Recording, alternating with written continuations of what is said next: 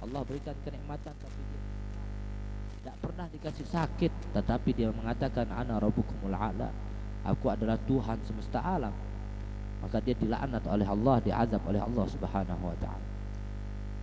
Masa lapang kita sebelum masa sibuk kita, 24 jam kita bergulir waktu untuk mengejar perkara dunia, mencari sesuap apa yang kita makan. Maka di antara kita pula banyak sekali yang lalai untuk menggapai zat yang memberikan kenikmatan tersebut, yang memberikan rezeki tersebut. Maka kesempatan malam hari ini satu kajian dari baginda Nabi Muhammad SAW dalam kitab Syarah Mukhtarul Hadis Tuhfatul Nadhirin, dikatakan hadis yang ke-15, qala Rasulullah SAW, hubbud dunya ra'su kulli khati'ah. Hadis rawahu Baihaqi. Menjelaskan di sini Rasulullah SAW, sesungguhnya cinta kita terhadap dunia. Siapapun yang mencintai dunia, ketahuilah cinta dunia awal mula daripada kehancuran. Maksudnya apa ini hadis? Kok cinta dunia bisa membuat hancur seseorang? Sekarang ini kita merasakan, kita melihat banyak sekali contoh. Demi dunia dia rela untuk melakukan apapun. Demi apapun, walaupun itu haram, dia jadikan halal. Demi dia menggapai dunia jabatannya, dia melakukan segala mungkin apapun yang bisa supaya dia menggapai jabatan tersebut. Dia pingin kaya, mengejar dunianya, enggak mau usaha, dia loncat dengan apa? Korupsi. Nah, ini sudah pembahasan bahwasanya setiap kali orang yang mencintai di dalam hatinya terhadap dunia, pasti orang tersebut akan celaka. Artinya dimudahkan jalannya untuk menggapai dunia tersebut dengan sesuatu yang maksiat atau dosa, dengan jalan yang tidak diridhai oleh Allah Subhanahu wa taala. Al-Imam Haddad mengatakan, orang yang selalu memikirkan dunia, orang yang selalu memikirkan apa yang dia makan, maka dia sesuai dengan apa yang dia keluarkan. Maksudnya orang yang pikirannya hanya mengejar dunia saja, maka gimahnya, nilainya seperti apa yang dia keluarkan setelah dia makan, kotoran. Terus Habib nggak kerja dong, ini kita nggak boleh kerja berarti? Tidak. Maksudnya apa ini? 24 jam Allah berikan kita masa, semuanya, nggak ada yang 25, nggak ada yang 26 jam, semua sama 24 jam. Mau kafir mau Islam, diberikan jatah masa oleh Allah Subhanahu wa taala. Tapi tidaklah 24 jam di antara itu kita hanya untuk menghabiskan masanya untuk dunia. Sungguhnya kita memiliki zat yang menciptakan kita, dan kembali apa tugas kita untuk diciptakan? Wa ma khalaqtul jinna wal insa illa liya'budun. Bukan untuk menjadi budaknya dunia, tetapi menjadi budaknya Allah, menjadi penghambaan kita kepada Allah Subhanahu wa taala, ibadah kepada Allah. Maka inilah yang diwanti-wanti oleh Rasulullah SAW. Banyak orang yang tertutup mata hatinya, buta matanya untuk mengejar perkara yang tidak abadi atau fana. Sejauh-jauhnya dia mengejar, sekaya-kayanya, sesusah-susahnya, harta yang dia kejar, paling pol maksimal yang dia bawa ketika dia mati adalah kain kafan. Itu dihabiskan masa hidupnya untuk mencari dunia, ujung-ujungnya yang dia bawa pulang adalah kafan. Sisanya menjadi rebutan anak-anaknya, menjadi rebutan keluarganya, dan dia hanya mendapatkan kafan. Syukur-syukur kalau dibacakan tahlil dan doa. Kalau enggak ya sudah, apapun yang dia habiskan juga, dihabiskan masanya, hasilnya dihabiskan oleh keluarganya. Maka ini yang tidak diinginkan oleh Rasulullah SAW. Dari Abi Abbas radhiyallahu anhu, Sahal bin Sa'ad Sa'di radhiyallahu anhu qala ja'a rajulun ila Nabi sallallahu alaihi wasallam faqala ya Rasulullah dulluni ala amali idza amiltuhu ahabbanillah wa habbanin nas. Faqala izhad fid dunya yuhibbukallah wa izhad fi ma 'indan nas yuhibbukan nas. Hadis hasan rawahu Ibnu Majah wa ghairuhu bi asnadil hasan. Seorang pria laki-laki datang sama Rasulullah, dia bertanya, ya Rasulullah, tunjukkan kepadaku satu amal yang mana ketika aku mengamalkan hal tersebut Allah mencintaiku dan manusia mencintaiku. Maka apa kata Rasulullah SAW? Engkau zuhud di dunia. Apa makna zuhud di sini? Kita membuang kebesaran dunia dan meletakkan dunia itu hanya di tangan kita, bukan di dalam hati kita. Yang ada pada diri kita, hati kita hanyalah kebesaran Allah. Apapun yang kita miliki sekarang ini hanyalah titipan. Harta, tahta, jabatan, kedudukan, ini hanya sekedar titipan. Tidak selamanya seseorang itu menjadi orang yang kaya. Tidak selamanya orang tersebut menjadi seorang pejabat. Tidak selamanya orang tersebut menjadi seorang pemimpin. Tidak selamanya orang tersebut menjadi orang yang besar. Akan datang masanya ketika dicabut oleh Allah Subhanahu wa taala dan diakhiri dengan dia menjadi Abdullah, menjadi hamba Allah. Maka di sini banyak sekali orang yang tertipu akan dunia tersebut sehingga dia lepas dari segalanya dan tidak pernah melakukan apapun yang diperintahkan oleh Allah Subhanahu wa taala karena hatinya telah tertutup. Syuf, duit, uang, wanita, jabatan, siapa tidak mau? Nikmat di dunia, apapun dia inginkan bisa, tetapi belum tentu di akhirat dia bisa mendapatkan apa yang dia inginkan. Bahkan setiap kali apa yang dia dapatkan, setiap kenikmatan yang Allah titipkan kepada dia, kelak akan dipertanyakan dia yaumul qiyamah. Sudah buat apakah harta yang kutitipkan kepadamu? Apa yang kau perbuat daripada jabatan yang telah kutitipkan kepadamu? Maka hati-hati hadirin muliakan oleh Allah. Bukan lantas dari hadis ini kita enggak mau kerja habis, tidak. Fantashiru fil ardi wabtagu min fadlillah. Cari rahmat Allah, cari keutamaan Allah, cari apa yang diberikan rezeki oleh Allah Subhanahu wa taala. Tetapi dengan mencari tersebut kita tidak lupa dengan yang memberikan rezeki.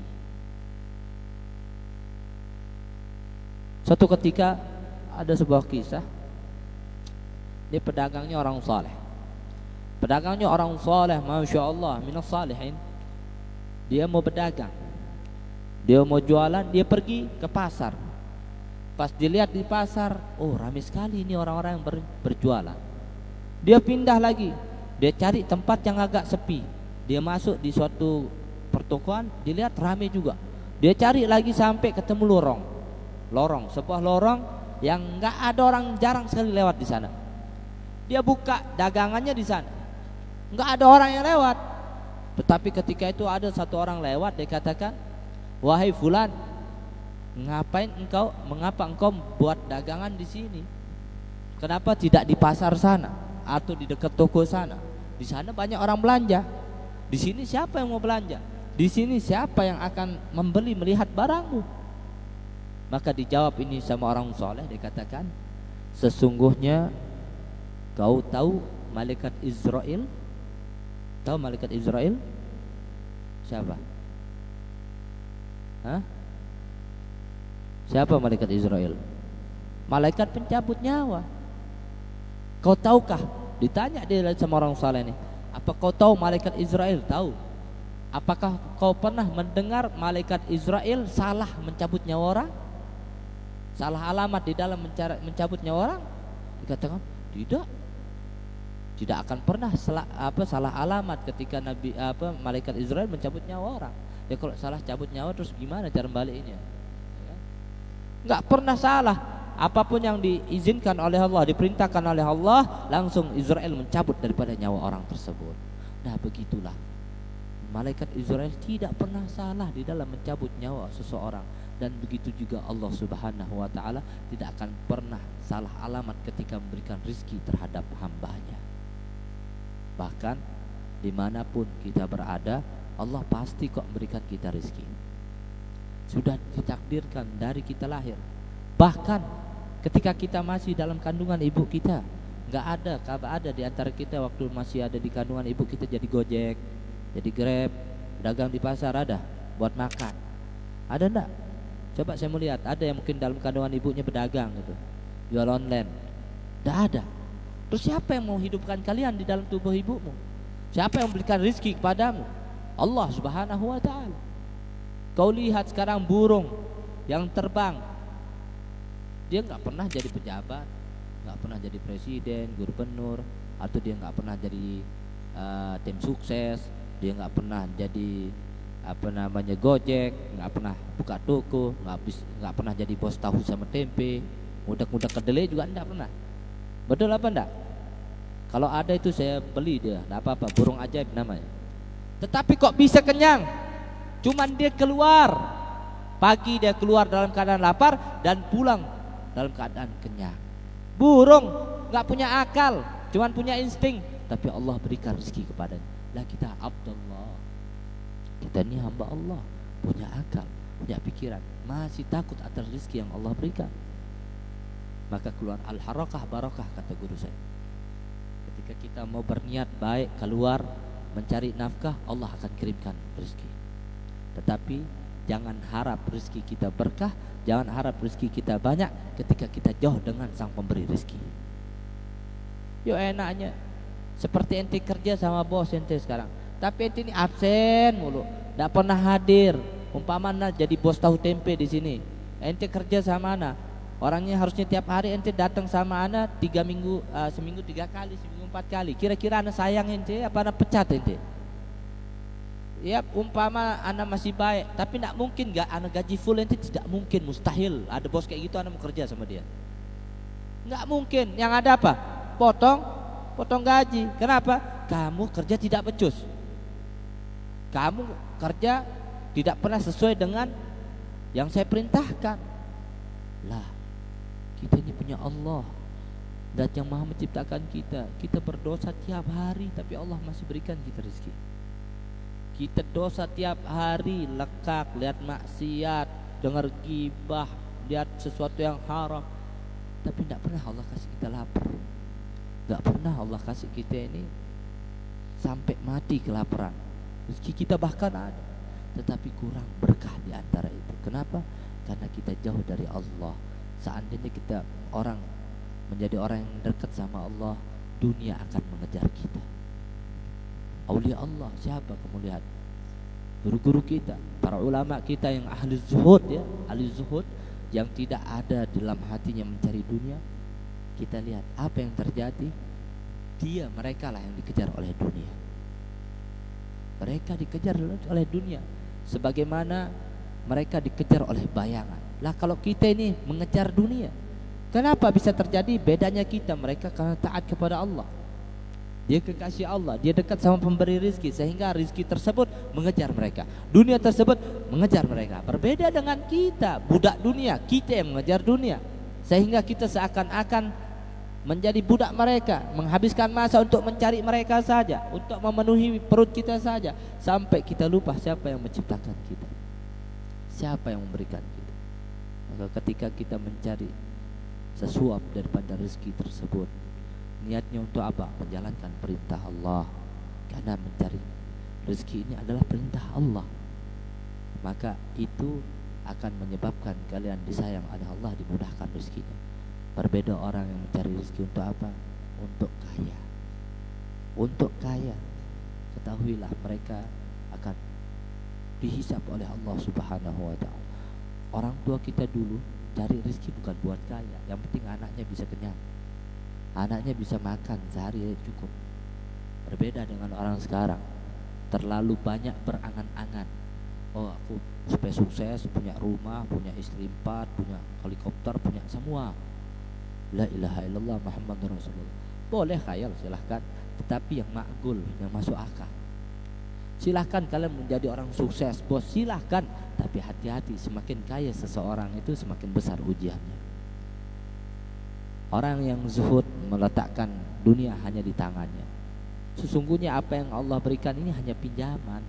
Seperti seseorang yang meminjam sesuatu kepada temannya, maka ketika teman tersebut mengambil pinjaman yang telah kita pinjam terhadap mereka, maka kita harus rela untuk mengembalikannya. Dan jikalau kita marah ketika diminta atau ditagih daripada pinjaman tersebut atau utang tersebut, maka kita yang salah. Tanyakan ada apa pada diri kita. Maka dari hadis ini dikatakan kita zuhud kepada Allah Subhanahu wa ta'ala untuk dicintai oleh Allah. Artinya kalian syukuri apa yang Allah berikan kepada kita dan nerimo. Arti kalau bahasa Jawa nerimo, nerima apa tapi yang kanca Allah syukurin. Jangan pernah kita mengeluh atas kenikmatan yang sedikit. Dikasih sedikit aja kita ngeluh, apalagi nggak dikasih sama sekali. Ketika yang sedikit aja kita ngeluh, apalagi mau dikasih yang belik, mustahil. Karena Allah melihat kita. Maka dan zuhudlah di hadapan manusia. Artinya apa? Nah ini kalau ada orang kayak gini, demi Allah itu orang wali. Ikhlas, rela atas kenikmatan yang Allah berikan terhadap saudara kita. Umpama Ana sama Habib Pagil ini kawan, Masya Allah. Umpama Habib Pagil laku jet skinya, beli dia motor D-Max atau X-Max, motorannya N-Max. Ya Ana bilang, Masya Allah, barakallahu fikum, selamat, rezekinya banyak, Masya Allah. Nah orang yang kayak gini jarang, yang ada kurang ajar, mudahan, pelot-pelot. Apa yang terjadi? Hasud di dalam hati kita. Nah hasud ini yang membuat rezeki kita seret, langsung dikat oleh Allah Subhanahu wa ta'ala. Kenapa? Karena kita tidak ikhlas, tidak nerima Allah berikan kenikmatan kepada saudara kita. Bagaimana Allah akan berikan kenikmatan kepada kita? Lihat tetangganya punya mobil baru, langsung aduh paling ya punya tuyul itu, ada ngepet. La ilaha illallah Muhammadur Rasulullah. Buang rasa suuzon terhadap orang atau hasud kepada orang. Ketika hal ini terjadi pada diri kita, cepat-cepatlah istighfar. Cepat kita buang rasa keburukan ini dan husnuzon, Allah berikan kenikmatannya. Maka aku syukuri, aku berterima kasih atas Allah berikan kenikmatan tersebut kepadanya. Allah nggak kasih kita kaya raya kayak Bakri umpama. Bisa jadi itu syukuri, itu suatu kenikmatan. Seandainya kalian kaya kayak Bakri, bisa jadi kalian murtad, bahkan bisa jadi orang yang sombong kalian, bisa jadi. Karena iman kita nggak tahu. Dikasih kita ini kayak gini, alhamdulillah, nggak sibuk, alhamdulillah bisa hadir majelis, gahwa bareng, baca maulid bareng, enak tenang. Tinggal besoknya ngudak-ngudak tahu tempe lagi, jual kerupuk, jual ini, gitu sudah sampai pelot. Tapi alhamdulillah tenang kita. Orang mau ribut ini, utang sana, utang sini, mau corona, mau nak, kita selalu alhamdulillah. Maulid, kajian, waktunya sholat, berdagang. Papu baluk kita semua ini kerjanya cuma gitu, ndak ada kayak sampai sekarang 24 jam kerja. Papu baluk kita ini kerja ya dagang gitu. Dulu cuman tukang apa becek kedelai jadi tempe tahu punya, alhamdulillah setelahnya punya rumah. Betul apa enggak? Punya paling enggak alatnya agak modern sedikit. Anaknya 24 jam bajak sampai icak letek kedelai nu ndek sugih-sugih. Apa bedanya? Kan sama-sama gitu. Apa bedanya orang tua dulu sama kita? Bedanya mereka ahli taat, mereka orang yang tawakal, ikhlas. Kita ini kan, kenapa kau pingin menjadi orang yang sukses maju? Ya aku gak mau kalah sama dia. Ya boleh, silahkan bersaing. Tetapi kadang saingan kita ini bukannya saling ngedoakan, tapi saling ngejatuhin.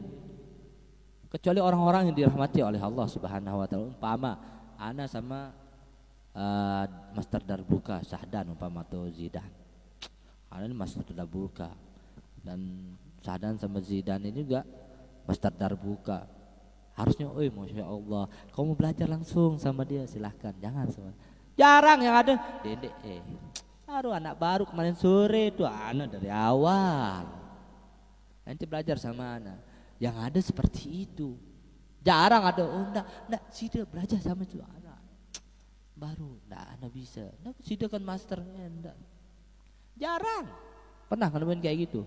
Enggak ada, yang ada sombong. Inilah yang bikin kita rezeki seret.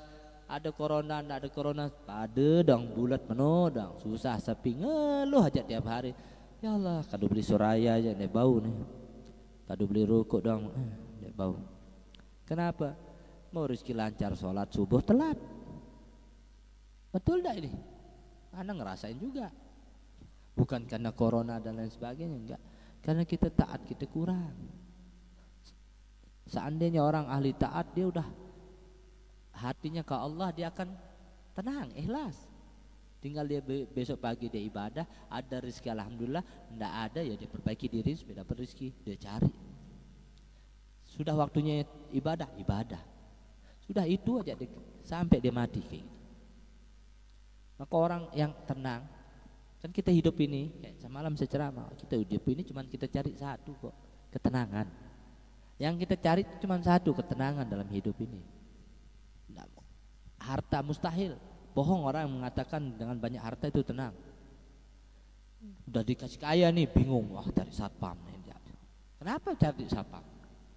Katanya kan orang kaya tenang. Kenapa harus cari satpam? Kenapa harus uangnya ditaruh di bank? Kenapa harus gerbangnya blek-blek kayak kandang macan? Kan tenang punya uang. Artinya dengan kekayaan orang tersebut tidak bisa mendapatkan ketenangan. Oh enggak, dengan jabatan. Oke, engkau punya pejabat ya. Ya sudah, tidur pinggir jalannya kayak Sayyidina Umar. Ya kan, Sayyidina Umar kan tidurnya di mana? Di pasar. Tiap hari keliling. Enggak perlu dikawal pakai porter, naik polisi. Suruh jalan sendiri ya, pernah naik motor biasaan. Kenapa? Oh takut. Nah, berarti dengan jabatan tidak membuat orang tersebut tenang. Oh enggak, dengan wanita beb. Anak punya istri paling cantik se-abian tubuh. Tenang bisa? Enggak. Siapa bilang tenang? Istrinya keluar semuanya berpegang ratus. Wit cewek. Bisa tenang? Tak bisa suaminya tenang. Kecuali suami bodoh, tolol, yang enggak cemburu ketika istrinya digoda orang. Ala bi dzikrillah tatma'innul. Cuman dengan dekat sama Allah itu orang akan mendapatkan ketenangan. Dengan dia ikhlas atas pemberian Allah, orang tersebut akan mendapatkan ketenangan. Jadi zuhud di sini kesimpulan daripada hadis di sini bukan mematok kita untuk tidak kerja. Udah kayak burung kedit tukol aja di kandangnya gitu, dapat dikasih makan sama enggak. Fantasyiru fil ardi wabtaghu min fadlillah. Cari rezeki Allah, tetapi jangan lupakan siapa yang memberikan rezeki. Jangan kita sibuk mencari rezeki kita ini, lupa dengan zat yang memberikan rezeki. Kalaupun sudah mendapatkan rezeki tersebut, jangan letakkan di hati, tapi letakkanlah di tangan kita. Sewaktu-waktu ketika yang kita miliki tersebut yang dititipkan hilang, ikhlaskan. Karena itu bukan sepenuhnya milik kita, tapi milik Allah. Orang yang mengikhlaskan apa yang diberikan oleh Allah, Allah tambah lagi atas pemberiannya. Apapun kenikmatan yang Allah berikan kepada kita, titipan yang kepada kita, ketika suatu waktu diambil oleh Allah, orang tersebut ikhlas, Allah akan ganti yang lebih baik darinya. Terakhir, Al-Imam Ali Zainal Abidin As-Sajjad, anaknya Sayyidina Husain binti Fatimah Zahra bin Ali bin Abi Thalib, cucunya Rasulullah. Al-Imam Ali Zainal Abidin dia punya budak, dia punya anak yang sangat dia sayang. Ketika itu ini anak lagi main-main, nama anak kecil ya, main-main aktif. Satu ketika budaknya ini bawa air panas. Ini kesandung, itu anaknya kesiram sama air panas tersebut, melepuh sampai wafat, meninggal anaknya. Coba kita jadi itu, apa yang kita lakukan, apa yang kita katakan kepada pembantu kita itu? Kita ngabsen dari A sampai B, A sampai Z isi kebun binatang itu. Belum lagi sumpah sanaknya sugul semua. Hadis-hadis yang ndak itu keluar. Ya, habis itu kita gacak orang bisa sampai kita tenang balik pelak dia bisa. Kenapa? Anak yang kita sayangi dibunuh. Anak yang kita sayangi kecelakaan gara-gara dia. Ya. Tapi apa kata Imam Ali Zainal Abidin? Inna lillahi wa inna ilaihi raji'un. Ini milik Allah, ini punya Allah dan kembalinya ke Allah. Ini anak yang disayangin sama Imam Ali Zainal Abidin kecil, tetapi lain magamnya dengan kita, diikhlaskan langsung, dikatakan ini milik Allah, kembali kepada Allah. Bisa kita punya kayak gitu? Nggak bisa, mustahil. Berat beb, telang 10.000 aja ribut sekampung. 10.000 telang nih, hei serumah ribut. Dek aku tolong lihat ini saya baik nih. 10.000 padahal nasi kaput doang sikit mau nah. Tahu 2 biji balik. Ya. Itu ributnya Masya Allah, karingan sak milet telang sak belek-belek balik. Ya ini karena kita belum bisa ikhlas. Orang yang ikhlas Allah ganti lebih baik. Maka dari hadis ini mengajarkan kita bagaimana untuk zuhud fid dunia, untuk menjaga hati kita, jangan terlalu membesarkan dunia di hati, cukup di tangan saja, jangan sampai di hati kita, dan ikhlas atas apa yang Allah berikan, syukuri atas Allah berikan, jangan hasud, jangan pernah kita ini hasud. Tahu hasud kan? Apa bahasa apa abian tubuhnya hasudnya? Syirik. Pokok dek teman namun dengan tebang kenikmatan no. Hah? Telonate. Nah, itu, telonate. Karena ini paling sering, la ilaha illallah, sewali-walinya orang. Telonate. Nah, beda telonate kan cigiptoh. Amun giptoh ini boleh. Orang giptoh. Umpama Ustadz Muzani ini ahli masjid, Masya Allah 5 waktu sholat. Nah kita ini yang Masya Allah kerjaannya ya nongkrong, main Mobile Legend macem, bukan hasud. Ustadz Muzani doang tayaknya, aku harus tayak. Nah ini boleh, itu namanya gipto. Artinya apa? Kita berusaha seperti dia untuk mendapatkan kenikmatan seperti dia, tanpa menghilangi kenikmatan yang ada pada diri orang tersebut. Itu namanya gipto. Nah ini yang dibolehkan. Contohnya ya Ustadz Muzani baru nikah, aku harus juga nikah 2 kalau bisa. Umpama ya habis ini ndak dapat jatah aku aja dengar. Ya umpama gitu. Ya umpama apa namanya, John sedekah 50.000. Nah nanti datang dan baru 50.000 nih, aku 100.000. Oh yang suka lagi, aku karobalah buat beli son. Oh nih 100.000 buat Pak Kaling datang nih 1 juta nih. Nah kan naik begitu kan. Nah itu boleh. Kalau kayak gitu berlomba-lomba di dalam kebaikan. Fastabikul khairat. Itu nggak apa-apa. Gitu kayak gitu malah dianjurkan. Yang nggak boleh ini baru dapatnya pelot-pelot, mudahan sede apa. Nah ini yang nggak boleh. Tapi kalau untuk kita bersaing di dalam kebaikan itu boleh. Ya mungkin dari itu yang sedikit ini dapat memberikan manfaat kepada kita. Ya insya Allah untuk minggu depan ya lebih ramai lagi, diundang semuanya, diajak. Nah itulah kita sekarang sistemnya jemput bola. Jadi bagi yang ngundang juga jangan takut. Insya Allah orang yang rumahnya dibacakan sholawat Nabi, jangankan corona, papuk baluknya corona tidak berani masuk. Insya Allah yakin. Kenapa? Kita menyebutkan nama makhluk yang paling dicintai Allah. Segala sesuatu yang dicintai Allah pasti bertolak belakang dengan sesuatu yang dimurkai oleh Allah.